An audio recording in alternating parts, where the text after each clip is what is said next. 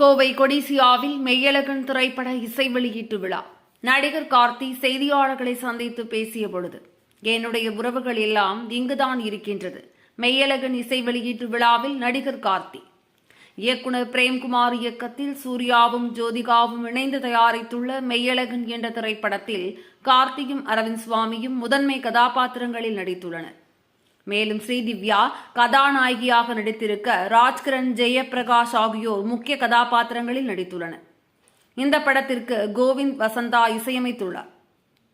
இப்படம் வருகிற செப்டம்பர் 27 வெளியாக உள்ளதால் படத்திற்கான ப்ரமோஷன் பணிகள் விறுவிறுப்பாக நடைபெற்று வருகிறது. இந்த நிலையில் படத்தின் இசை வெளியீட்டு விழா கோவை கொடிசியா வளாகத்தில் நடைபெற்றது. இந்நிகழ்ச்சியில் கார்த்தி, ஸ்ரீதிவ்யா, அரவிந்த் சுவாமி, பிரேம்குமார் உள்ளிட்ட படக்குழுவினர் கலந்து கொண்டனர். இந்நிலையில் முன்னதாக செய்தியாளர்களை சந்தித்த நடிகர் கார்த்தி, கல்யாணத்திற்கு பிறகு கோவையில் எனக்கு நடக்கும் முதல் பெரிய நிகழ்ச்சி இதுதான். இந்த ஊருக்கும் எனக்கும் எந்த மாதிரியான சொந்தம் இருக்கின்றதோ அந்த மாதிரியான விஷயத்தை மெய்யழகன் படமும் பேசும். அதனால் இந்த ஊரில் நிகழ்ச்சி நடத்தினால்தான் அர்த்தமுள்ளதாக இருக்கும். எங்களின் வேர்கள், உறவுகள் எல்லாம் இங்குதான் இருக்கின்றார்கள். அதனால் தான் படத்தின் நிகழ்ச்சியை இங்கு நடத்த வேண்டும் என்ற ஆசை என தெரிவித்தார்.